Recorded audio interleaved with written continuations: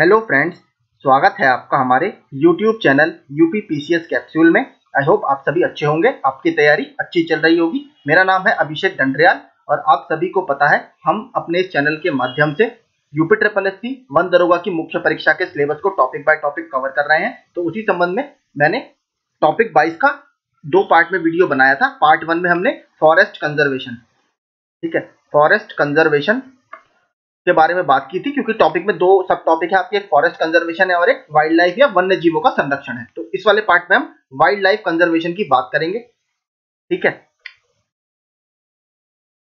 Wild life conservation या वन्य जीवों का संरक्षण। तो इसमें देखिए वीडियो में मैंने एक चीज और करी है, इसमें मैंने उत्तर प्रदेश स्पेशल यानी उत्तर प्रदेश के जो संरक्षण एफर्ट सरकार चला रही है, जैसे प्रोजेक्ट एलिफेंट वगैरह में था, घड़ियाल में है, ठीक है, इसके अलावा वल्चर या गिद्ध के पॉपुलेशन को बढ़ाने में जो कंजर्वेशन एफर्ट चल रहे हैं, इसके अलावा डॉल्फिन, वो सभी मैंने इस वीडियो में ऐड कर दिए हैं, तो आपको वो रिवीजन में काफी हेल्प करेंगे। और एक चीज और मैं आपको बता दूं, देखिए जो टॉपिक 23 है, 23वां है, government laws and policies for forest conservation. तो देखिए मैंने सारी पॉलिसी जो टॉपिक 22 है उसके पार्ट 1 में डिस्कस कर दी है, जिसमें नेशनल फॉरेस्ट पॉलिसी थी 1952 की, 1988 की, इसके अलावा जो भी सरकार के एफर्ट्स इसमें चल रहे हैं वो मैंने इसमें डाल दिए हैं। एक ग्रीन इंडिया मिशन करके एक और था, तो वो मैंने पीडीएफ में ऐड कर दिया है, तो वो मैं आपको दे दूंगा। तो टॉपिक 22 और 23 हमारा आज पूरा कवर हो जाएगा, ठीक है। तो चलिए शुरू करते हैं वाइल्ड लाइफ कंजर्वेशन। ये हमारा टॉपिक है 22 में, पार्ट 2, ठीक है। भारत में वन्य जीवों की समृद्ध विरासत के साथ साथ संरक्षण का एक लंबा इतिहास और परंपरा है। देखिए भारत दुनिया के पहले ऐसे देशों में था जिसने, आप सभी को पता है, 1972 में हमारी United Nations conference on human environment हुई थी स्वीडन के स्टॉकहोम में। उसी साल आप देखेंगे भारत ने वाइल्ड लाइफ प्रोटेक्शन एक्ट अपना लॉन्च कर दिया था 1972 में, माफ कीजिएगा। इससे पहले अगर आप देखेंगे तो Indian board of wild life हमारे यहाँ काफी पहले से काम कर रहा है, ठीक है।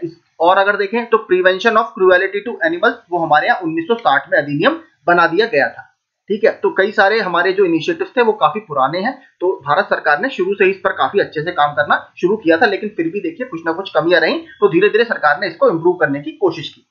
वन्य जीवन की चिंता वास्तव में स्वयं मनुष्य की चिंता है। देखिए इसकी शुरुआत अगर मैं आपको बताऊं, एक कोटेशन है, एक कहावत है, किनकी, एमएस स्वामीनाथन सर की, जिनको भारत में ग्रीन रेवोल्यूशन का या हरित क्रांति का जनक कहा जाता है। वो ये कहते थे कि अगर किसी देश के संरक्षण के एफर्ट या संरक्षण के प्रयास गलत दिशा में जा रहे हैं तो उस देश में कुछ भी सही नहीं हो सकता, या वो देश कभी भी एक सही दिशा में नहीं जा सकता। तो इससे आप समझ सकते हैं कि किसी भी देश की जो वन्य जीव है या वनों का संरक्षण वो कितना जरूरी है। ये एक देश को आप कह सकते हैं डायरेक्शन दिखाता है, और इसीलिए देखिए जो वन वगैरह है उसको किसी देश की राष्ट्र समृद्धि का सूचकांक या इंडेक्स भी माना जाता है।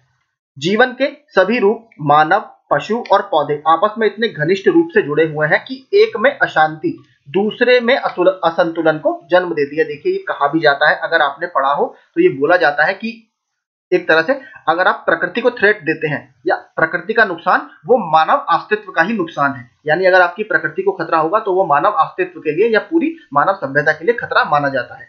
राष्ट्र चिंता के मुद्दे के रूप में पर्यावरण की सुरक्षा ने राजनीतिक स्तर पर भी ध्यान आकर्षित किया है, जो आपका टॉपिक है कि सरकार ने कब इस चीज को समझा और किस तरीके के कंजर्वेशन हमारे यहाँ होते हैं, संरक्षण किस तरीके से होता है, भारत सरकार ने उसमें क्या पॉलिसी लाई है, उत्तर प्रदेश सरकार ने उसको कैसे इंप्लीमेंट किया है, इन सब के बारे में हम इसमें बात करेंगे। तो सबसे पहले सीधे बात करते हैं संरक्षण की विधियां, ठीक है। जो अब जब आप कंजर्वेशन करोगे तो उसकी कुछ टेक्निक्स होती है कि हमें किस तरीके से कंजर्वेशन करना चाहिए, और ये टॉपिक देखिए बहुत इंपॉर्टेंट है, यहाँ से यूपीपीसीएस में, यूपीएससी में, और इवन आपका देखिए मुझे पूरी उम्मीद है 1 दरोगा में भी यहाँ से प्रश्न बनने की उम्मीद है। तो देखिए 2 तरह की संरक्षण विधियां होती हैं, मैंने देखिए इसको इसमें डाला है। वैसे ये प्लांट्स और एनिमल्स दोनों के लिए ही ये विधि अपनाई जाती है। बेसिकली ये जो विधियां हैं वो बायोडायवर्सिटी कंजर्वेशन के लिए हैं, ठीक है। लेकिन हम यहाँ पर वाइल्ड लाइफ कंजर्वेशन या सिर्फ हमारा टॉपिक हम पढ़ रहे हैं वन्य जीवों का संरक्षण, तो उसके बारे में बात करेंगे।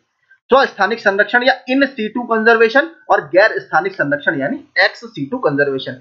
इसका देखिए अर्थ क्या होता है कि जहां पर उस जीव जंतु का प्राकृतिक आवास है उसी स्थान पर उसका संरक्षण करना। इसमें बहुत सारे एग्जांपल आएंगे, वो मैं भी नीचे बताऊंगा। और गैर स्थानिक में ये होता है कि जो उसके प्राकृतिक आवास है उससे बाहर ले जाकर उसको संरक्षित करना, ठीक है। इसके बारे में हम पूरी डिटेल में बात करते हैं। स्थानिक संरक्षण, इस प्रकार के संरक्षण के अंतर्गत प्राणियों को उनके प्राकृतिक वास स्थान अथवा सुरक्षित क्षेत्रों में संरक्षित किया जाता है, या प्रोटेक्टेड एरियाज जिसको हम बोलते हैं।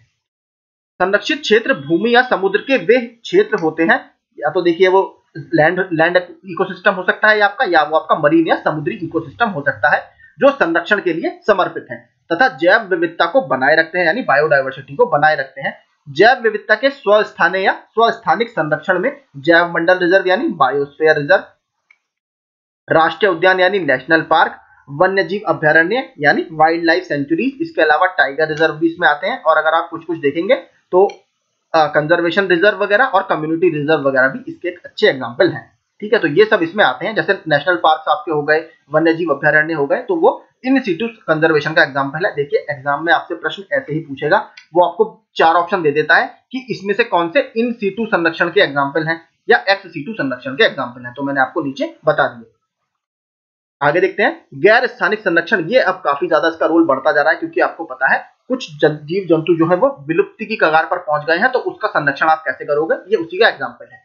गैर स्थानिक संरक्षण विधि में प्राणियों को मूल वातावरण से अलग स्थान पर संरक्षित किया जाता है। इसमें चिड़ियाघर यानी zoological park, gene pool, DNA banks, aquarium, cryo preservation आदि में पूर्ण नियंत्रित स्थितियों में यानी कंट्रोल्ड एटमॉस्फेयर में, ठीक है, कंट्रोल्ड एटमॉस्फेयर में प्रजातियों का संरक्षण किया जाता है। यहां पर आपका देखिए बाकी सब आपने सुना होगा, लेकिन क्रायो प्रिजर्वेशन आपको एक नया टर्म लग रहा होगा, मैं आपको बता देता हूं। देखिए जो शब्द क्रायो होता है ये बेसिकली निकला है क्रायोजेनिक्स से, ठीक है। क्रायोजेनिक्स एक विज्ञान की ब्रांच है जिसमें आप अल्ट्रा लो टेम्परेचर पर डील करते हैं।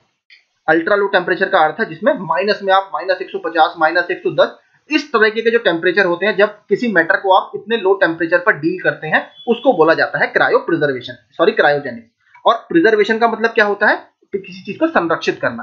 तो जब बहुत लो टेम्परेचर पर किसी भी जीव जंतु के जीन को या उससे संबंधित किसी भी ऐसे मटेरियल को हम कह सकते हैं संरक्षित किया जाता है, तो इसको बोला जाता है क्रायो प्रिजर्वेशन, ठीक है। यानी क्रायोजेनिक से हमने लिया क्रायो, और प्रिजर्वेशन तो शब्द आपको सुना ही होगा, तो ये होता है क्रायो प्रिजर्वेशन। मैं आपको इसका एग्जांपल अभी बता देता हूं। हाल ही में एक चेस्टर जू है, लास्ट ईयर ये न्यूज में था। चेस्टर जू ये आपका इंग्लैंड में स्थित है, चेस्टर चिड़ियाघर। इसने कुछ ऐसे प्राणियों का क्रायो प्रिजर्वेशन शुरू किया है जिसकी जो संख्या है वो बिल्कुल ऑलमोस्ट विलुप्ति की कगार पर है, तो ये क्रायो प्रिजर्वेशन का अच्छा एग्जाम्पल आप डाल सकते हो। इसके अलावा अभी कुछ वैज्ञानिकों ने जो हमारी ग्रेट बैरियर रीफ में मूंगे की चट्टाने हैं या कोरल रीफ्स हैं, उनके क्रायो प्रिजर्वेशन में भी सफलता हासिल की थी, वो भी न्यूज आप पढ़ सकते हैं। ये दोनों मैंने एग्जांपल आपको बता दिए।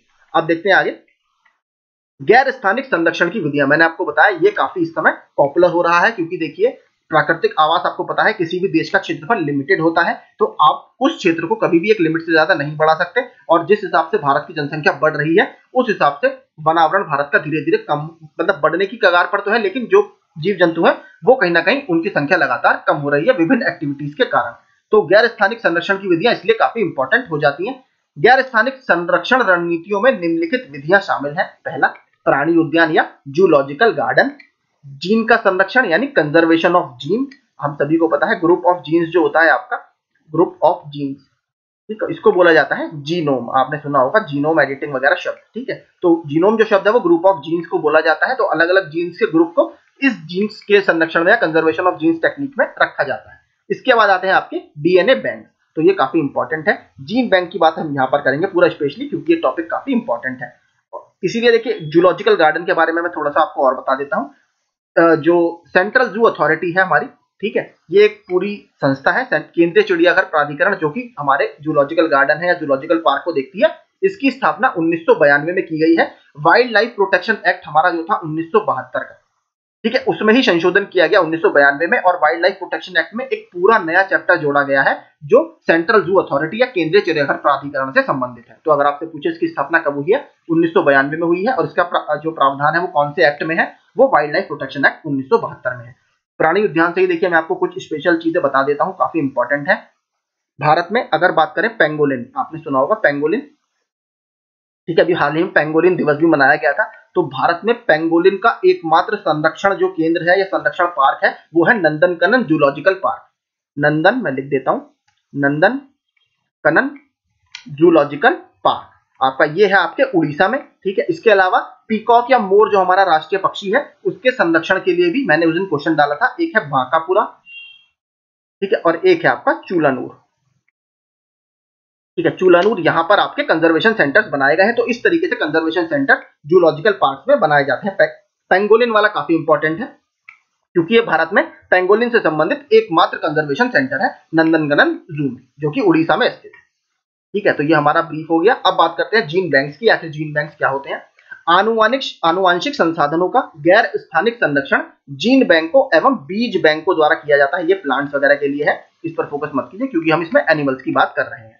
अब देखते हैं, देखिए 3 संस्थान बहुत इंपॉर्टेंट है, लगातार क्वेश्चन, इससे तो कम से कम 3 से 4 बार क्वेश्चन आ चुका है, मैंने आपको तीनों डाल दिए हैं। राष्ट्रीय पादप आनुवांशिक संसाधन ब्यूरो यानी national bureau of plant genetic resources, तो प्लांट, ठीक है, जो पादप से संबंधित है वो कहां पर स्थित है? आपका नई दिल्ली में, इसको याद रखिएगा। फसल के पौधों के जीन पूल व उगाई जाने वाली किस्मों के बीज को संरक्षित रखता है। इसके बाद हमारे वन्य जीवों से संबंधित आ जाते हैं।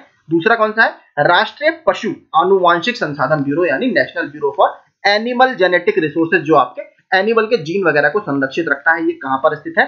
करनाल, हरियाणा में। याद रखिएगा, बहुत इंपॉर्टेंट प्रश्न है तीनों।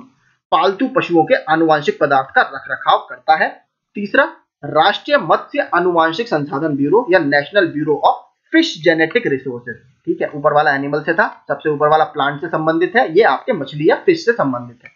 ये कहां पर है? लखनऊ के मत्स्य की या फिशरीज के संरक्षण के लिए समर्पित है। ठीक है, तो 3 आप जरूर याद रखिएगा। अब बात करते हैं कि जो एक्स सीटू संरक्षण है उसका महत्व इतना क्यों है। पहला, यह प्रजातियों को लंबा जीवन काल तथा प्रजनन गतिविधि के लिए स्थान प्रदान करता है। देखिए, आप सोचिए, एक कोई जीव जंतु है जिसकी जनसंख्या पहले से ही बहुत कम है, अगर वो किसी तरह अपने नेचुरल हैबिटेट में, मान लीजिए जंगल में, वो ब्रीडिंग कर भी लेता है, प्रजनन कर 1 या 2 बच्चे पैदा कर लेता है, लेकिन आपको पता है, देखिए जंगल जो होता है वहां पर पूरा एक फूड चेन काम करती है, इवन फूड वेब वहां पर होती है। एक जीव जंतु दूसरे को खाता है, दूसरा तीसरे को खाता है, तो देखिए यहाँ पर शिकार की प्रबल संभावना रहती है, इसीलिए उनको लंबा जीवन काल यहाँ पर नहीं मिल सकता। इसीलिए कंट्रोल्ड एटमॉस्फेयर में, देखिए जू में क्या होता है, आपके जूलॉजिकल पार्क में, वहां पर पूरे मैन पावर होती है, स्टाफ होता है जो इस चीज पर पूरा ख्याल रखता है कि ये जो जीव जंतु है ये पहले पूरा एक अवधि तक बड़ा हो जाए, उसके बाद उसको नॉर्मल जंगल में छोड़ा जाता है। ठीक है, और ये कहीं ना कहीं प्रजनन की गतिविधि के लिए स्थान भी प्रदान करता है, तो ये इसका एक इंपॉर्टेंस है। दूसरा, संरक्षण प्रणालियों में आनुवांशिक तकनीकों का उपयोग किया जा सकता है, जो आपने जेनेटिक इंजीनियरिंग के टूल बनाए हैं, आपका एक तरह से बायोटेक्नोलॉजी का आप यूज इसमें अच्छे से कर सकते हैं। तीसरा, जीव की प्रजातियों को फिर से वन में स्थानापन्न किया जा सकता है, जो मैंने आपको ऊपर बताया, जब वो एक निश्चित सीमा तक बड़े हो जाते हैं, 1 साल के, 2 साल के, जब लगता है कि ये खुद शिकार कर लेंगे, अब किसी का शिकार नहीं बनेंगे। देखिए वो तो इम्पॉसिबल है, बन तो जाते ही हैं, लेकिन फिर भी उनकी हम कह सकते हैं जो जीने की एक तरह से अवधि है वो कहीं ना कहीं इससे लंबी हो जाती है, उसके बाद इनको वन में आप छोड़ सकते हो। तो ये 3 इसके काफी इंपॉर्टेंस है। अब बात करते हैं वन्यजीव संरक्षण के लिए भारत का घरेलू कानूनी ढांचा, वाइल्ड लाइफ कंजर्वेशन के लिए भारत ने क्या क्या एक्ट्स बनाए हैं और उसमें कैसे कैसे काम किया जाता है। पहला है वन्यजीव संरक्षण अधिनियम, ये तो देखिए सबसे बड़ा और सबसे इंपॉर्टेंट है, ये हम वाइल्ड लाइफ प्रोटेक्शन एक्ट पूरे ही डिस्कस कर चुके हैं, तो इसको डिटेल में यहाँ पर डिस्कस नहीं करेंगे। पर्यावरण संरक्षण अधिनियम 1986 का आया है, इसको आप अम्ब्रेला लेजिस्लेशन बोला जाता है, याद रखिएगा, अम्ब्रेला लेजिस्लेशन इसको बोला जाता है पर्यावरण संरक्षण के लिए भारत में। ये प्रश्न भी आया हुआ है, हमने टेस्ट सीरीज में भी अभी किया है। फिर आता है बायोडायवर्सिटी एक्ट या जैव विविधता अधिनियम 2002, इसको हमने डिस्कस नहीं किया था अभी तक, ऊपर वाले दोनों कर चुका है, तो इसको मैंने इस पूरे वीडियो में डिटेल में डिस्कस किया है। फिर आता है वन्यजीव अपराध नियंत्रण ब्यूरो, देखिए इसके बारे में भी हम थोड़ी सी बात इसमें भी करेंगे, लेकिन पूरा डिटेल्ड एक्सप्लेनेशन मैं इसका वाइल्ड लाइफ प्रोटेक्शन एक्ट में दे चुका हूं, क्योंकि जो wild life crime control bureau है ये भी, इसका गठन भी 1972 के वन्यजीव संरक्षण अधिनियम के तहत 2007 में किया गया है। ये भारत में जो अवैध अगर व्यापार होता है हाथी दांत वगैरह का, या कुछ भी इलीगल ट्रेड होता है एनिमल से संबंधित, तो उसके क्षेत्र में ये काम करता है। अब बात करते हैं भारतीय पशु कल्याण बोर्ड या animal welfare board of India, तो ये भी भारत में काफी पुरानी संस्था मानी जाती है, 1962 में इसकी स्थापना हुई थी, prevention of cruelty to animals act 1960 के तहत। इसके बारे में भी हमने बात नहीं की, तो इन दोनों के बारे में हम इस वीडियो में डिटेल में बात करेंगे, बाकी सब मैं ऑलरेडी डिस्कस कर चुका हूं। जैव विविधता अधिनियम और भारत पशु कल्याण बोर्ड को पूरा देख लेते हैं। जैविक विविधता अधिनियम 2002, इस अधिनियम को वर्ष 2002 में अधिनियमित किया गया था। इसका उद्देश्य जैविक संसाधनों का संरक्षण, इसके धारणीय उपयोग का प्रबंधन और स्थानीय समुदायों के साथ उचित व न्याय संगत साझाकरण तथा भारत की समृद्ध जैव विविधता को संरक्षित कर वर्तमान और भावी पीढ़ियों के कल्याण के लिए इसके लाभ के वितरण की प्रक्रिया को सुनिश्चित करना है, यानी जो आपके बायोलॉजिकल रिसोर्सेज है कंट्री के, कैसे लोकल कम्युनिटीज को उसका बेहतर फायदा मिले और कैसे हम इसका उपयोग आने वाली पीढ़ियों के बेहतर जीवन काल के लिए या बेहतर उनकी बेहतरी के लिए कर सकते हैं। अधिनियम की मुख्य विशेषताएं क्या है, अब ये देखते हैं। अधिनियम राष्ट्रीय जैव विविधता प्राधिकरण के पूर्व अनुमोदन के बिना, यानी जो आपकी नेशनल बायोडायवर्सिटी अथॉरिटी इस एक्ट के तहत बनाई गई है, उसके बारे में नीचे पूरी बात करेंगे, उसके अनुमोदन के बिना, ठीक है, आप उसकी परमिशन के बिना निम्नलिखित गतिविधियां या इन एक्टिविटीज को नहीं कर सकते। मैं आपको बता देता हूं कौन कौन सी। किसी भी व्यक्ति अथवा संगठन भारत में स्थित हो या नहीं हो द्वारा शोध या व्यावसायिक उपयोग हेतु भारत में उत्पादित किसी भी जैव संसाधन की प्राप्ति, तो इसकी अनुमति के बिना अगर आपने कोई रिसोर्स, चाहे आप भारत में रहने वाले हो या बाहर के हो, कोई भी बायोलॉजिकल रिसोर्स आपने इंडिया में उत्पादित किया है तो उसका उपयोग, व्यावसायिक उपयोग आप या कमर्शियल यूज इनकी अनुमति के बिना नहीं कर सकते। दूसरा, भारत में पाए जाने वाले या भारत से प्राप्त जैव संसाधन से संबंधित किसी भी प्रकार के शोध के परिणाम का स्थानांतरण। देखिए, जो रिसर्चर्स या साइंटिस्ट वगैरह बाहर से आते हैं जिन्होंने भारत के बायोलॉजिकल संसाधन या भारत के बायोलॉजिकल रिसोर्सेज के हेल्प से रिसर्च की है, वो इसके परिणामों को इस अथॉरिटी के बिना या नेशनल बायोडायवर्सिटी अथॉरिटी के बिना बाहर उसका स्थानांतरण नहीं करेंगे। पहले इनको दिखाएंगे कि हमने ये स्टडी यहाँ पर की है, उसके बाद इनकी अथॉरिटी के बाद उसको वो पब्लिश बाहर कर सकते हैं या ट्रांसफर कर सकते हैं। तीसरा, भारत से प्राप्त जैव संसाधनों पर किए गए शोध, जो आपने रिसर्च की है, पर आधारित किसी भी आविष्कार पर बौद्धिक संपदा का अधिकारों का दावा, यानी इंटेलेक्चुअल प्रॉपर्टी। आपने अगर भारत में किसी जैव संसाधन पर रिसर्च की है पूरी, उस और उसके बिहाफ पर आपने कोई इन्वेंशन किया है या आविष्कार किया है, तो उस पर भी आप इंटेलेक्चुअल प्रॉपर्टी या बौद्धिक संपदा का दावा तब तक नहीं कर सकते जब तक नेशनल बायोडायवर्सिटी अथॉरिटी इसका अनुमोदन ना कर दे। तो बहुत इंपॉर्टेंट बॉडी है। अब देखते हैं, ये प्रश्न भी देखिए पूछा हुआ है, ये मोस्ट इंपॉर्टेंट है। प्रश्न ऐसे ही आया था कि इनमें से कौन सा अधिनियम त्रिस्तरीय संरचना की परिकल्पना करता है बायोडायवर्सिटी के संरक्षण के लिए। तो नेशनल बायोडायवर्सिटी एक्ट 2002 है, वही आपकी त्रिस्तरीय संरचना की परिकल्पना करता है। अधिनियम ने जैव संसाधनों तक पहुंच को विनियमित करने के लिए एक त्रिस्तरीय संरचना की या 3 टियर स्ट्रक्चर, जैसे आपका पंचायत वगैरह में है उस तरह के 3 टियर स्ट्रक्चर की परिकल्पना की। पहला, राष्ट्रीय जैव विविधता प्राधिकरण यानी नेशनल बायोडायवर्सिटी अथॉरिटी, जो हमने ऊपर देखा कि इसकी अनुमति के बिना आप कुछ भी नहीं कर सकते। राष्ट्रीय जैव विविधता बोर्ड यानी स्टेट बायोडायवर्सिटी बोर्ड, एक केंद्रीय लेवल पर है और ये राज्यों के स्तर पर है, ठीक है। और तीसरा आपका कौन सा है, जैव विविधता प्रबंधन समितियां यानी बायोडायवर्सिटी मैनेजमेंट कमिटीज आपके लोकल लेवल पर, यानी आपका लोकल लेवल का पार्टिसिपेशन भी इसने एंश्योर किया है। जो लोकल कम्युनिटीज गांव में रहती हैं या जंगलों के पास रहती है जनजातीय लोग, उसका भी इसने एक तरह से इन्वॉल्वमेंट इसमें कोशिश की है। अधिनियम इन प्राधिकरणों हेतु देश के जैव प्राकृतिक संसाधनों से संबंधित किसी भी अनुसंधान परियोजना यानी रिसर्च प्रोजेक्ट को निष्पादित करने के लिए विशेष वित्त व एक पृथक बजट का प्रावधान करता है। यानी अगर कोई आपको रिसर्च प्रोजेक्ट वगैरह करना हो तो उसके लिए सेपरेट बजट का प्रावधान किया गया है। यह जैव संसाधनों के या बायोलॉजिकल रिसोर्सेज के धारणीय उपयोग यानी सस्टेनेबल यूज की निगरानी करेगा तथा वित्तीय निवेश व प्राप्तियों पर नियंत्रण रखेगा तथा पूंजी एवं बिक्री की उचित व्यवस्था करेगा। इस अधिनियम के तहत राष्ट्रीय जैव विविधता प्राधिकरण यानी नेशनल बायोडायवर्सिटी अथॉरिटी या राज्य जैव विविधता बोर्ड यानी स्टेट बायोडायवर्सिटी बोर्ड के आदेश अथवा लाभ के बंटवारे के निर्धारण संबंधी किसी भी शिकायत को राष्ट्रीय हरित प्राधिकरण एनजीटी के पास ले जाया जाएगा। नेशनल ग्रीन ट्रिब्यूनल आपको मैं पढ़ा चुका हूं, 18 अक्टूबर 2010 को इसकी स्थापना की गई थी, ठीक है। नई दिल्ली में इसकी मुख्य बेंच है, इसके अलावा 4 और जगह पर यह बैठता है। अगर बात करें, इससे मैं आपको बता चुका हूं, आर्टिकल 21 जो हमारे संविधान का है उससे अपनी प्रेरणा लेता है और it is not bound by the civil procedure code of 1908 यानी 1908 का जो सिविल प्रोसीजर कोड है उसके तहत ये निर्णय नहीं देता। ये प्रिंसिपल ऑफ नेचुरल जस्टिस या प्राकृतिक न्याय के आधार पर कार्य करता है, ठीक है। तो इससे अगर आपको कोई भी डाउट होता है या कोई भी इश्यू आता है तो उसको आप एनजीटी के पास लेकर जाएंगे। अब बात करते हैं राष्ट्रीय जैव विविधता प्राधिकरण या एनबीए यानी नेशनल बायोडायवर्सिटी अथॉरिटी। इससे भी देखिए प्रश्न बनने की उम्मीद काफी होती है।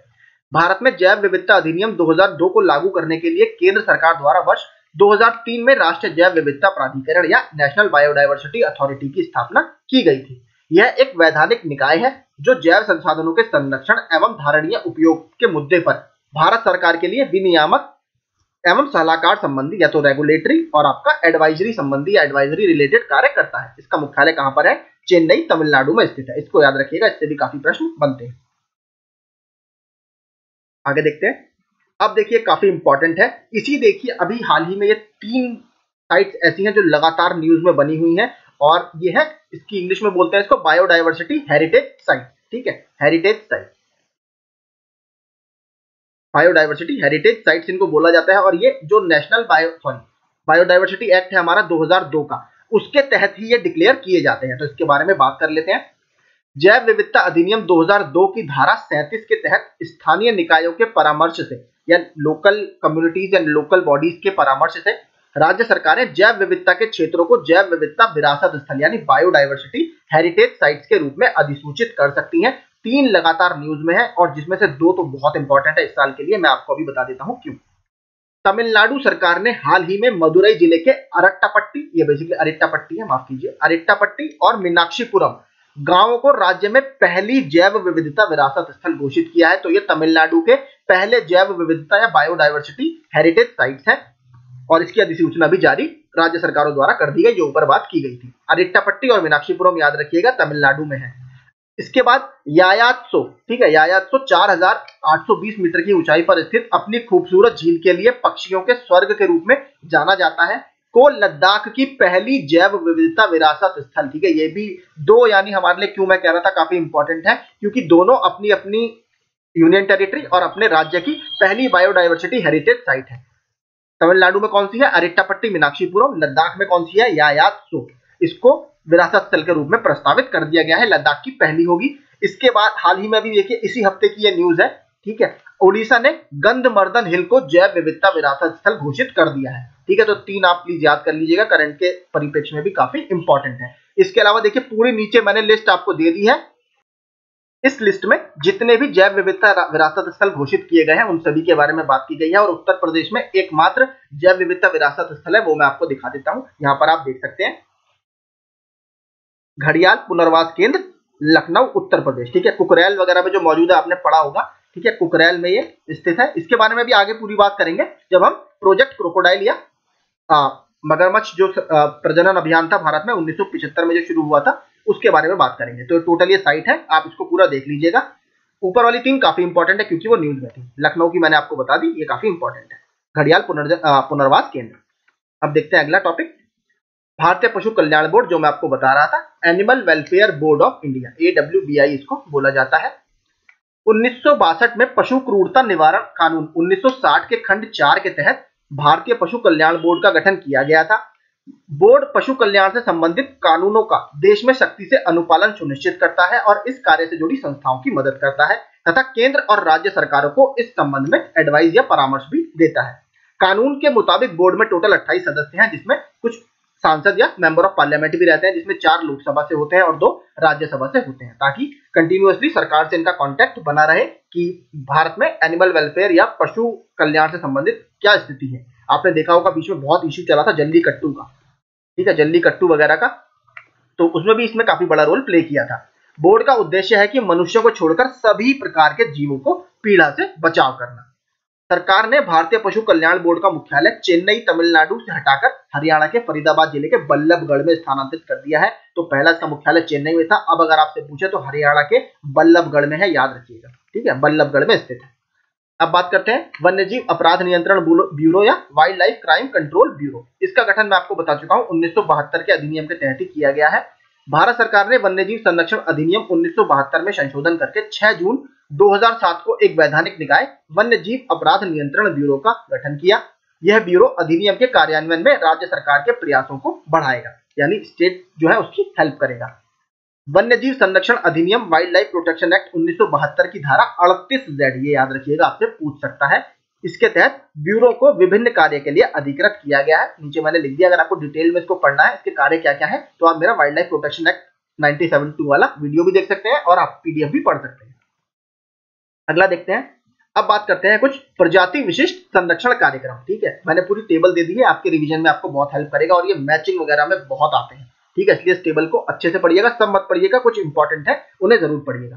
ठीक है, प्रजाति विशिष्ट जो किसी स्पेसिफिक स्पेशीज से या प्रजाति से संबंधित है। पहला, हंगुल परियोजना। ठीक है, 1970 में स्टार्ट हुई। आपको पता है हंगुल किसका नाम है? कश्मीरी हिरन, जो कश्मीरी स्टैग है उसको आप हंगुल बोलते हो। इसका प्राकृतिक आवास कहां पर है? दाची गांव। ठीक है, दाचीगाम नेशनल पार्क, जो कि आपके जम्मू कश्मीर में स्थित है और जम्मू कश्मीर का ये स्टेट एनिमल भी है, इसको भी याद रखिएगा। इसके अलावा इससे संबंधित एक और भी न्यूज में था, मैंने आपको बताया था ओवेरा अरू। ठीक है, जब अभी हाल ही में दाचीगाम नेशनल पार्क में हंगुलों की संख्या की गणना की गई तो इसकी एक छोटी सी संख्या ओवेरा अरू वन्य जीव अभ्यारण्य में भी पाई गई है, याद रखिएगा ओवेरा अरू, ये आपके जम्मू कश्मीर में ही स्थित है। उसके बाद बात करते हैं गिर परियोजना। आप सभी को पता है गिर हमारे एशियाई शेरों के लिए प्रसिद्ध है। ये 1972 में, देखिए इसको याद रखिएगा, 1973 मत लगाइएगा। गिर की जो संरक्षण परियोजना है 1972 में स्टार्ट की गई थी, क्योंकि इनकी संख्या बहुत तेजी से गिर रही थी। लेटेस्ट जनसंख्या के हिसाब से इस समय इनकी संख्या भारत में 523 है। अब बात करते हैं बाघ परियोजना, बहुत फेमस है प्रोजेक्ट टाइगर, इसको मैं अपने टाइगर रिजर्व वाले वीडियो में पूरा कवर कर चुका हूँ। ऑलिव रिडले कछुआ परियोजना, ये मैंने कल ही इस पर क्विज डाला है, ये 1975 में की गई थी। उड़ीसा की एक गाहिर माथा, ठीक है, गाहिर माथा मरीन सेंचुरी है, जो इनकी ब्रीडिंग के लिए, प्रजनन के लिए बहुत फेमस है। ये पूरे ग्रुप में प्रजनन करते हैं, जिसको हम बोलते हैं अरीबादा। आप अगर पढ़ेंगे इसके बारे में जरूर पढ़िएगा। ये बहुत सारे कछुए एक साथ आते हैं और यहाँ पर इसके कोस्ट पर या समुद्र तट पर ब्रीडिंग करते हैं, अंडे देते हैं, और इसको बोला जाता है अरीबादा। अब बात करते हैं घड़ियाल परियोजना, ये एक बहुत इंपॉर्टेंट है, इसके बारे में पूरा नीचे मैंने डाला है, इसको पढ़ेंगे। ये सन 1975 में आई थी। भारत में 3 स्पेशीज पाई जाती है क्रोकोडाइल की, ठीक है, पूरा इसका ग्रुप होता है, इसको बोलते हैं क्रोकोडिलियंस। ठीक है, क्रोकोडिलियंस में एलिगेटर्स वगैरह सब आते हैं जो अमेरिका वगैरह में पाए जाते हैं, लेकिन भारत में केवल 3 प्रजाति इसकी पाई जाती है। उन तीनों के बारे में बात करेंगे नीचे, ठीक है। मणिपुर, थाईमीन वगैरह, इतना इसके बारे में सोचना नहीं, एक ये, ठीक है। गैंडा परियोजना या राइनो प्रोजेक्ट इंडिया में, ये बहुत इंपॉर्टेंट है, ठीक है। राइनो प्रोजेक्ट 1987 में ये आया था। और हाथी परियोजना के बारे में हमने पूरी बात कर ली है। गैंडा और घड़ियाल की बात नीचे पूरी डिटेल में करेंगे। लाल पांडा परियोजना 1996, रेड पांडा बहुत इंपॉर्टेंट है, सिक्किम का इंडिया में, याद रखिएगा, सिक्किम का ये स्टेट एनिमल है, ठीक है, सिक्किम का स्टेट एनिमल है। समुद्री कछुआ परियोजना ये 1999 में आई थी। हिम तेंदुआ परियोजना 2009 में, लेकिन अभी सरकार ने देखिए एक और प्रोजेक्ट इसके लिए लॉन्च किया है, प्रोजेक्ट सिक्योर हिमालय। इसका भी क्विज मैंने कल डाला था, ये भी अभी हाल ही में चर्चा में था। ये 2017 में दोबारा से आया है प्रोजेक्ट पूरा, इसके बारे में भी नीचे पूरी डिटेल में अभी बात करेंगे कि हिम तेंदुए से संबंधित ये प्रोजेक्ट क्या है। ग्रेट इंडियन बस्टर्ड परियोजना, सरकार ने देखिए अभी फिर से ये भी न्यूज में है, ये सबसे बड़े उड़ने वाले पक्षियों में से एक है और ये भारत के राजस्थान वगैरह में पाई जाती है। इनके साथ देखिए दिक्कत थोड़ी सी क्या है, इनका फ्रंटल विजन बड़ा कम होता है, मतलब ये सामने बहुत कम देख पाते हैं और ये उड़ते बहुत तेज हैं। इसकी वजह से क्या होता है, जो इलेक्ट्रिसिटी वायर्स जारी होती हैं, टावरों से जो लाइन जारी होती है, उससे टकरा जाते हैं और इनकी मृत्यु हो जाती है। तो सरकार ने कहा है या तो आप अंडरग्राउंड केबल्स बनाइए जहां पर इनकी संख्या है, उस एरिया में आप अंडरग्राउंड वायरिंग कीजिए, तो इनसे कहीं ना कहीं इनको फायदा होगा। और दूसरा, सरकार ने कहा है कि प्रोजेक्ट टाइगर की तर्ज पर आप प्रोजेक्ट ग्रेट इंडियन बस्टर्ड लेके आएंगे, जिससे इनके संरक्षण में बढ़ोतरी हो, ठीक है। तो ये अभी करंट अफेयर्स के पूरे देखिए वीडियो आने वाला है, उसमें पूरा डिटेल में बात करेंगे। अब नीचे देखते हैं जो ऊपर परियोजना है इनके बारे में डिटेल में बात करते हैं। पहला जो मैंने कहा था प्रोजेक्ट राइनो, ये काफी इंपॉर्टेंट है।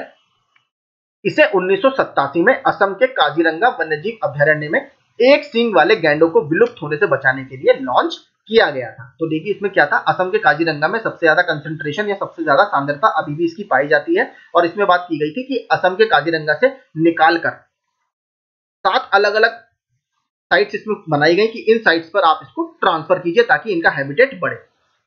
अब देखते हैं एक और प्रोजेक्ट आया था, इंडियन राइनो विजन IRV 2020, ये भी काफी इंपॉर्टेंट है। इसकी शुरुआत साल 2005 में हुई थी। भारतीय राइनो विजन 2020 के तहत वर्ष 2020 तक भारतीय राज्य असम में स्थित 7 संरक्षित क्षेत्र में एक सींग वाले गैंडों की आबादी को कम से कम 3000 से अधिक करने का एक महत्वपूर्ण प्रयास किया गया था 2020 तक। IRV 2020 का उद्देश्य एक क्षेत्र से दूसरे क्षेत्र में जंगली गैंडों का हस्तांतरण करना है, यानी ट्रांसफर करना है। इसके तहत काजीरंगा नेशनल पार्क जैसे सघन गैंडों की आबादी होगा, बेसिकली यहाँ पर सघन गैंडों की आबादी वाले क्षेत्रों से मानस नेशनल पार्क जहां आबादी कम है में गैंडों का स्थानांतरण किया जाना है। तो इसमें देखिए 2020 तक 3000 गैंडे आपको करने थे और भारत सरकार ने इस क्षेत्र में काफी अच्छा काम किया है। अभी हाल ही में आप देखेंगे तो जो टाइटैनिक मूवी के आपने हीरो सुने होंगे, लियोनार्डो डी कैप्रियो, वो भी पर्यावरण संरक्षण में काफी एक्टिव रहते हैं। उन्होंने असम सरकार की बहुत अभी तारीफ की थी। क्यों, मैं आपको कारण बता देता हूं। असम सरकार ने अभी हाल ही में एक रिपोर्ट जारी की थी, उसमें उन्होंने ये कहा था कि ऐसा पहली बार हुआ है कई कम से कम आई थिंक 30 सालों में कि असम में एक भी राइनो की हंटिंग नहीं की गई, ठीक है। तो ये क्यों न्यूज में था मैं आपको बता चुका हूं। 45 साल में पहली बार ऐसा हुआ है कि असम में एक भी राइनो की पोचिंग नहीं हुई, यानी एक का भी आपने इलीगल वहां पर किलिंग उसकी नहीं हुई, पहली बार हुआ है। एक भी राइनो इस साल वहां पर नहीं मारा गया। तो बहुत अच्छा एक इनिशिएटिव, ये काफी सफल रहा। अब बात करते हैं मगरमच्छ प्रजनन परियोजना की या क्रोकोडाइल ब्रीडिंग प्रोजेक्ट की, जो 1975 में शुरू किया गया। यह परियोजना उड़ीसा में शुरू की गई थी और फिर अप्रैल 1975 में यूएनडीपी की सहायता से, देखिए यहां पर आपको फंसा सकता है, यहां पर हो सकता है आपको यूएनईपी दे दे, ठीक है। तो यूएनडीपी यानी यूनाइटेड नेशंस डेवलपमेंट प्रोग्राम की सहायता से कई अन्य राज्यों में बाद में इसको विस्तारित किया गया। इसका मुख्य उद्देश्य मगरमच्छों की 3 लुप्त प्राय प्रजातियों की रक्षा करना था। मैंने आपको ऊपर बताया था, पूरा ग्रुप जो होता है मगरमच्छों का उसको क्रोकोडिलियंस बोलते हैं, लेकिन क्रोकोडिलियंस की केवल 3 प्रजाति ही भारत में पाई जाती है, जिसका क्या नाम है, गैवियलिस गैंगेटिकस, उसके बाद क्रोकोडाइलस पल्स्ट्रिस और तीसरा खारे पानी के मगरमच्छ आपका क्रोकोडाइलस पोरोसस, ठीक है। तो ये 3 प्रजाति पाई जाती हैं। इसको जो देखिए गैंगेटिकस वाला जो है ये स्पेशल भारत में है, इसको आप बोलेंगे घड़ियाल। आपने देखा होगा जिसकी इस तरीके से सूंड होती है और यहाँ पर आगे से हल्का सा उठा हुआ एक साइन रहता है, मैं अभी आपको नीचे फोटो भी दिखा दूंगा, इनको घड़ियाल बोला जाता है, ठीक है। तो 3 प्रजातियों की रक्षा इस मगरमच्छ ब्रीडिंग प्रोजेक्ट में की गई थी। अब बात करते हैं, इन दोनों की कर ली, अब उत्तर प्रदेश में हमारी क्या क्या संरक्षण परियोजनाएं सरकार द्वारा चलाई गई और कैसे उनको लागू किया गया। सबसे पहले 1973 में प्रोजेक्ट टाइगर भारत में लाया गया था। बाघों की घटती आबादी के संरक्षण के लिए केंद्र सरकार द्वारा 1973 में प्रोजेक्ट टाइगर शुरू किया गया था। यह परियोजना भारत में बाघों की आबादी बढ़ाने में सफल रही है। प्रोजेक्ट टाइगर के तहत उत्तर प्रदेश में निम्नलिखित 4 टाइगर रिजर्व स्थापित किए गए हैं, 3 थे, अभी हाल ही में चौथा है, करंट अफेयर्स में न्यूज में रहा, वो भी बता रहा हूं। दुधवा टाइगर रिजर्व 1987-88, देखिए दुधवा नेशनल पार्क और टाइगर रिजर्व में अंतर है। दुधवा नेशनल पार्क को 1977 में बिल्ली अर्जन सिंह जी के एफर्ट्स के कारण नेशनल पार्क का दर्जा मिला और दुधवा नेशनल पार्क को ही 1987 में प्रोजेक्ट टाइगर के अंतर्गत लाकर इसे एक टाइगर रिजर्व बनाया गया। तो दुधवा नेशनल पार्क पूछे तो 1977 में उसकी स्थापना हुई थी। इसके बाद अमनगढ़ टाइगर रिजर्व जो कि बिजनौर में स्थित है उत्तर प्रदेश के, 2012 में इसको बनाया गया और ये जिम कॉर्बेट नेशनल पार्क का बफर क्षेत्र है। मैंने आपको बताया था कोर, बफर, ट्रांजिशन, इस तरीके से एरिया होते हैं टाइगर रिजर्व में, तो ये उसका बफर क्षेत्र है।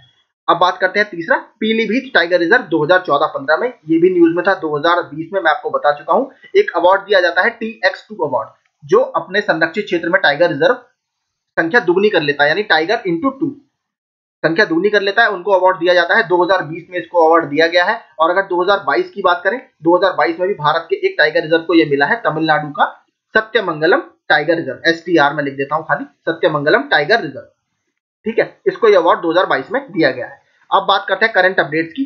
3 टाइगर रिजर्व बहुत ज्यादा चर्चा में रहे हैं, तो उन तीनों की बात कर लेते हैं। वर्तमान में अगर देखिए ऑफिशियल आंकड़ों से देखें तो 53 है, कहीं कहीं आपको 54 भी दिखेगा, लेकिन भूपेंद्र सिंह हुड्डा जी जो पर्यावरण मंत्री है, उनके मैं बयान के अनुसार आपको बता रहा हूं, अभी भारत में टोटल 53 टाइगर रिजर्व है, एक हमारा पाइपलाइन में लगा हुआ है। देखिए रानीपुर टाइगर रिजर्व 2022 भारत का 53वां टाइगर रिजर्व बन गया है। यह उत्तर प्रदेश के चित्रकूट जिले में स्थित है और यह उत्तर प्रदेश का कौन सा है, चौथा, 3 हम ऊपर देख चुके हैं। इसके अलावा इससे पहले भी वो भी चर्चा में रहा 52वां टाइगर रिजर्व राजस्थान के बूंदी जिले के रामगढ़ विषधारी अभ्यारण्य को देश का 52वां टाइगर रिजर्व घोषित किए जाने की अधिसूचना जारी कर दी गई है। तो रामगढ़ विषधारी कहां पर हुआ, आपका राजस्थान में। और अभी देखिए इसी महीने की यह न्यूज है, मार्च की, राष्ट्रीय बाघ संरक्षण प्राधिकरण यानी नेशनल टाइगर कंजर्वेशन अथॉरिटी ने देवरीगढ़ को देवरीगढ़ को टाइगर रिजर्व घोषित करने की उड़ीसा के प्रस्ताव को मंजूरी दे दी है। तो यानी ये कहां पर स्थित होगा, आपका उड़ीसा का देवरीगढ़। देखिए डिब्रूगढ़ मत समझिएगा इसे, डिब्रूगढ़ असम में है, वो नहीं है ये, ठीक है, देवरीगढ़ है, ये उड़ीसा में स्थित है, ठीक है। तो ये 3 आपके करंट में न्यूज में थे। अब बात करते हैं प्रोजेक्ट एलिफेंट की। प्रोजेक्ट एलिफेंट को 1992 में हाथियों और उनके आवासों के संरक्षण के लिए केंद्र सरकार द्वारा लॉन्च किया गया था। इसे उत्तर प्रदेश समेत 16 राज्यों में लागू किया जा रहा है। टोटल इस समय 33 एलिफेंट रिजर्व है, याद रखिएगा, ठीक है। 33वां अभी हाल ही में उत्तर प्रदेश में ही घोषित किया गया है, उसके बारे में बात करेंगे। इसके अलावा बात करें हाथियों की जनगणना की, तो हाथियों की गणना जो होती है वो हर 5 साल में की जाती है। टाइगर की हर 4 साल में होती है, हाथियों की 5 साल में। 2017 में की गई थी, 2022 में किसी कारणवश से नहीं हो पाई, तो इस साल उम्मीद है हाथियों की जनगणना हो जाएगी। 2017 के हिसाब से अगर बात करें तो सबसे ज्यादा जो हाथी हमें मिलते हैं वो मिलते हैं कर्नाटका में, याद रखिएगा, ठीक है। अब बात करते हैं उत्तर प्रदेश की। तो उत्तर प्रदेश में 2 हाथी अभ्यारण्य की हम बात कर रहे हैं। पहला है उत्तर प्रदेश हाथी रिजर्व जो कि सहारनपुर और बिजनौर जिले में स्थित है। दूसरा है हमारा जो अभी 33वां एलिफेंट रिजर्व भारत का बना है, इसका नाम है तराई हाथी रिजर्व।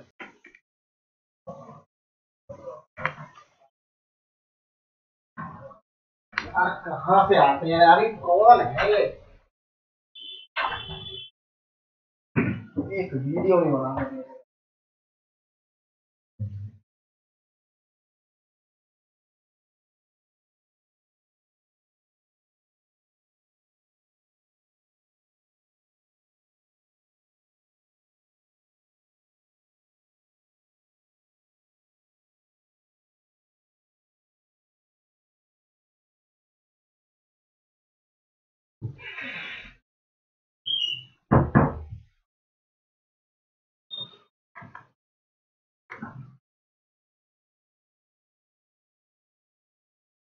और ये माना जा रहा है ये लगभग इससे 4 गुना बड़ा होगा।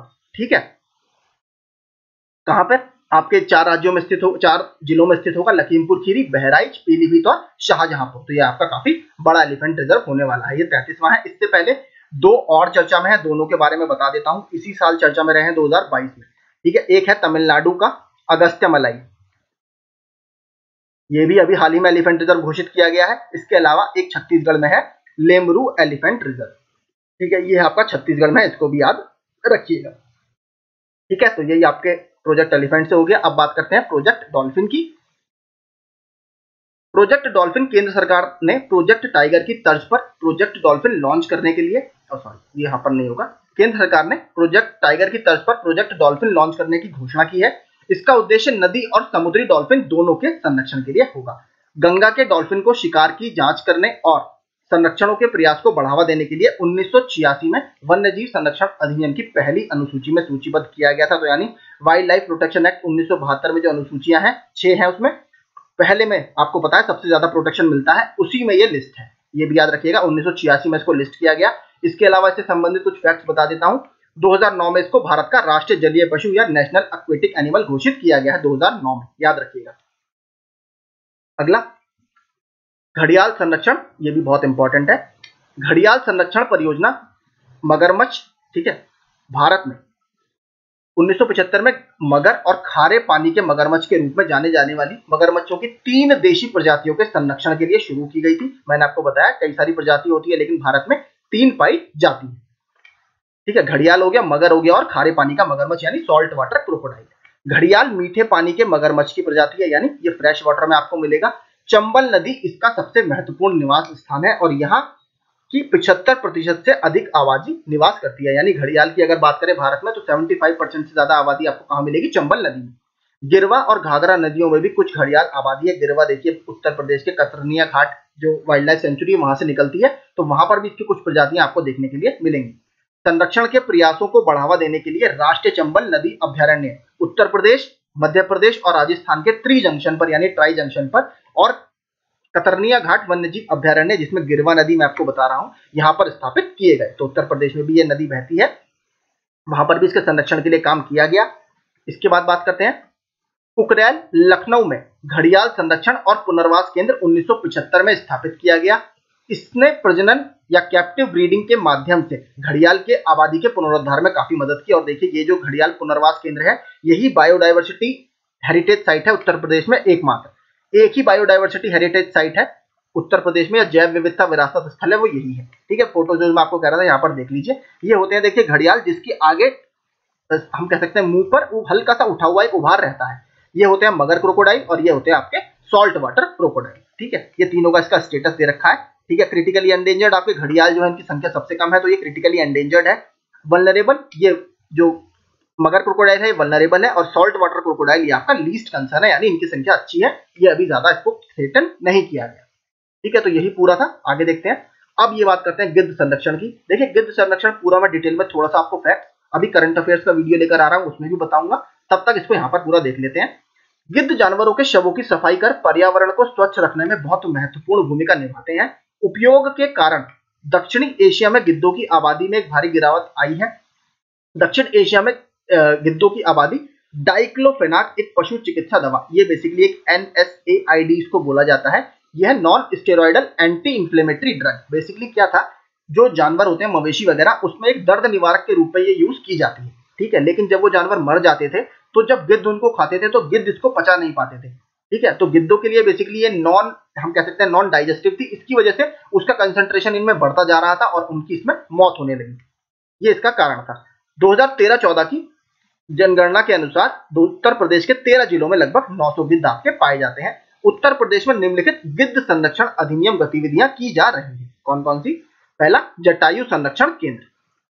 उत्तर प्रदेश राज्य सरकार ने महाराजगंज जिले में गिद्धों के संरक्षण व प्रजनन के लिए, कहां पर? महाराजगंज में, ये याद रखिएगा, जटायु संरक्षण केंद्र की स्थापना की है। इसे बॉम्बे नेचुरल हिस्ट्री सोसाइटी और wild life research institute of India की तकनीकी मदद से स्थापित किया जा रहा है। लाल सिर वाले गिद्धों के संरक्षण के लिए यह भारत का पहला गिद्ध संरक्षण केंद्र है। ठीक है, लाल सिर वाले गिद्धों को एशियाई राजा या एशियन किंग या भारतीय काले गिद्ध के नाम से भी जाना जाता है। इसकी पहचान इसके गंजे सिर से होती है। यह गिद्धों की एक गंभीर रूप से लुप्तप्राय यानी क्रिटिकली एंडेंजर्ड स्पीशीज है। देखिए, इसके बारे में पूरे मैंने फोटोज वगैरह सब करंट अफेयर्स की वीडियो में लगाए हैं, तो वहां से भी मैं आपको पूरा समझाऊंगा अच्छे से। ठीक है, टोटल भारत में गिद्ध की 9 प्रजातियां पाई जाती हैं। अभी के लिए आप इतना जान लीजिए।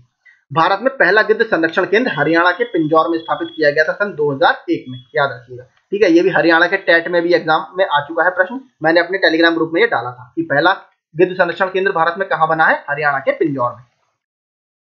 अगला, गिद्ध सुरक्षित क्षेत्र, और इसको बोला जाता है VSZ यानी वल्चर सेफ जोन। ठीक है, ये भी बनाए गए हैं। 150 किलोमीटर का क्षेत्र होता है। गिद्ध की कॉलोनियों के 150 किलोमीटर के दायरे के आसपास, देखिए ऊपर हमने बात की थी कि 13 जिलों में लगभग 900 गिद्ध पाए जाते हैं, तो इनकी जो कॉलोनीज होती हैं वहां के 150 किलोमीटर के दायरे में गिद्ध सुरक्षित क्षेत्र स्थापित किए गए हैं, ताकि मवेशियों के शव डाइक्लोफेनाक और अन्य जहरीली पशु चिकित्सा दवाओं से मुक्त रहे। ठीक है, डाइक्लोफेनाक का शून्य उपयोग सुनिश्चित करने के लिए एक लक्षित जागरूकता कार्यक्रम चलाए जाते हैं। तराई बेल्ट के माध्यम से उत्तराखंड से नेपाल के बीच एक गिद्ध सुरक्षित क्षेत्र स्थापित किया गया है। इस क्षेत्र में दुधवा और कॉर्बेट राष्ट्रीय उद्यान और कतरनिया घाट आपके वाइल्ड लाइफ सेंचुरी शामिल है। ठीक है, तो याद रखिएगा 150 किलोमीटर का क्षेत्र है उत्तराखंड और नेपाल के बीच में। इसमें यूपी के भी जिन आपका दुधवा नेशनल पार्क का एरिया है और कतरनिया घाट का नेशनल पार्क का एरिया है और आपके कॉर्बेट नेशनल पार्क का एरिया है। इसके अलावा जो हमने ऊपर देखा था हिम तेंदुआ परियोजना, ठीक है, हिम तेंदुआ जो परियोजना थी वो यही है। देखिए, सुरक्षित हिमालय प्रोजेक्ट सिक्योर हिमालय, इसके बारे में देख लेते हैं। केंद्रीय पर्यावरण मंत्रालय संयुक्त राष्ट्र विकास कार्यक्रम के सहयोग से हिम तेंदुओं के आवासों के संरक्षण के लिए सुरक्षित हिमालय परियोजना चला रहा है। तो आपसे सीधे सीधे पूछ सकता है कि सुरक्षित हिमालय परियोजना किससे संबंधित है? देखिए, नाम सुनकर लग रहा है ये हिमालय में वनों के संरक्षण से या हिमालय के संरक्षण से संबंधित है, लेकिन ये हिम तेंदुओं पर ज्यादा फोकस करती है। सुरक्षित हिमालय परियोजना वैश्विक पर्यावरण सुविधा या ग्लोबल एनवायरनमेंट फैसिलिटी द्वारा वित्त पोषित है। Global environment facility basically financing वाला काम करती है। तो ये 1991 में वर्ल्ड बैंक द्वारा स्थापित की गई थी और 1992 की जब रियो अर्थ समिट होती है, ठीक है, वहां पर इसको पूरा रूप दे दिया जाता है। 1992 में स्थापना इसकी 1991 में वर्ल्ड बैंक के द्वारा की गई।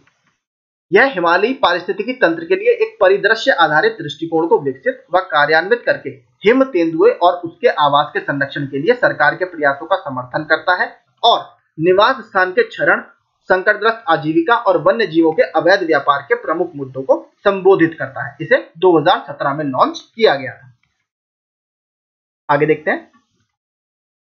एक ये स्कीम बहुत इंपॉर्टेंट है सरकार की, IDWH, ठीक है, ये भी मैंने इसमें डाल दी है। Integrated development of wild life habitats या वन्य जीवों के आवासों का एकीकृत विकास।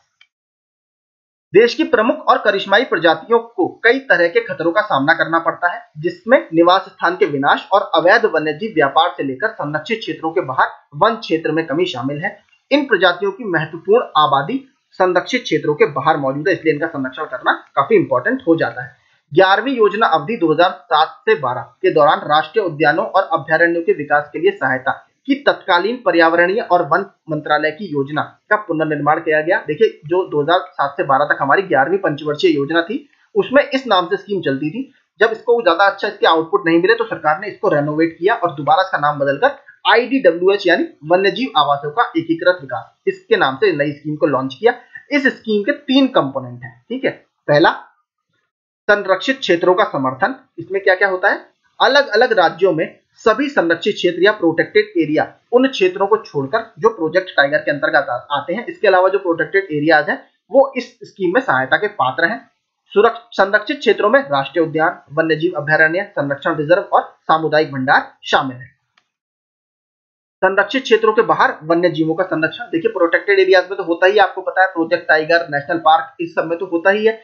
तो इनके बाहर भी वन्य जीवों का संरक्षण कैसे करा जाए उसकी बात इसमें की गई है। इस घटक के तहत संबंधित राज्यों के मुख्य वन्यजीव वार्डनों द्वारा CWW chief wild life warden द्वारा तैयार जैव विविधता योजनाओं हेतु धनराशि प्रदान की जाती है। संरक्षित क्षेत्रों के लिए सन्निहित क्षेत्रों को प्राथमिकता दी जाती है। और तीसरा जो काफी इंपॉर्टेंट इसका कंपोनेंट है वो है SP, ठीक है, स्पेशीज रिकवरी प्रोग्राम, SRP, ठीक है, स्पेशीज रिकवरी प्रोग्राम, गंभीर रूप से लुप्तप्राय आवासों और प्रजातियों के लिए रिकवरी कार्यक्रम, इसको बोला जाता है शॉर्ट में स्पेशीज रिकवरी प्रोग्राम। पर्यावरण एवं वन मंत्रालय ने भारतीय वन्यजीव संस्थान यानी WII wild life institute of India, जिसका हेडक्वार्टर आपके देहरादून में स्थित है, और अन्य वैज्ञानिक संस्थानों या संगठनों के परामर्श से गंभीर रूप से लुप्तप्राय प्रजातियों पारिस्थितिकी तंत्र को बचाने के उद्देश्य से 16 स्थलीय और 6 जलीय प्रजातियों की पहचान की है। टोटल इस रिकवरी प्रोग्राम में 22 ऐसी प्रजातियां शामिल हैं जो गंभीर रूप से लुप्तप्राय हैं। पूरी नीचे मैंने लिस्ट दे दिया, आप लिस्ट भी पढ़ लीजिएगा, ताकि संरक्षित क्षेत्रों के बाहर व्यापक परिदृश्य समुद्री दृश्य में उनकी सुरक्षा सुनिश्चित की जा सके। ठीक है, तो ये पूरी स्पीशीज की लिस्ट है, ये मैंने मिनिस्ट्री ऑफ एनवायरनमेंट, फॉरेस्ट और क्लाइमेट चेंज की एक तरह से वेबसाइट से ही निकाली है, तो वहां से आप इसको पढ़ सकते हैं। स्पीशीज अंडर IDWH स्कीम, ये पूरा आप देख सकते हैं। एशियन वाइल्ड बफेलो, एशियाई शेर है, ठीक है, ब्रो एंटलर डियर या संगाई डियर जो मणिपुर में पाए जाते हैं, गंगा की डॉल्फिन है, ग्रेट इंडियन बस्टर्ड है, हंगुल या कश्मीरी हिरन है, इंडियन राइनो है। तो सारी इसमें देखिए जो ऐसी प्रजातियां हैं बहुत मुख्य रूप से गंभीर संकटग्रस्त है। नीलगिरी थार जो कि तमिलनाडु का स्टेट एनिमल है, स्नो लेपर्ड हिम तेंदुआ भी देखिए शामिल है, स्वैम्प डियर इसमें शामिल है, वल्चर्स गिद्ध इसमें शामिल है, ठीक है, क्लाउडेड लेपर्ड इसमें शामिल है, रेड पांडा जो कि सिक्किम का स्टेट एनिमल है, मैंने आपको बताया था, और कराकाल ये बिल्ली की एक प्रजाति होती है। तो ये सब देखिए इसमें शामिल है। तो इस तरीके की प्रजातियां 22 आप देख लीजिएगा। तो यही देखिए पूरा वीडियो था, मैंने उत्तर प्रदेश के भी संरक्षण प्रोग्राम को इसमें कवर करने की कोशिश की है, और इसका PDF मैं आपको जब ये वीडियो अपलोड हो जाएगा उसके बाद अपने टेलीग्राम ग्रुप में प्रोवाइड करा दूंगा। मैं आपको बता चुका हूं इसमें 22 और 23 दोनों ही हमने कवर कर लिए हैं, ठीक है, 22 और 23 टॉपिक पूरे, ठीक है। तो ये आपका काफी अच्छा एक ही टॉपिक में कवर हो जाएगा। तो ऐसे ही आप तैयारी करते रहिए अपनी, मेरी तरफ से आप सभी को all the very best. Thank you so much.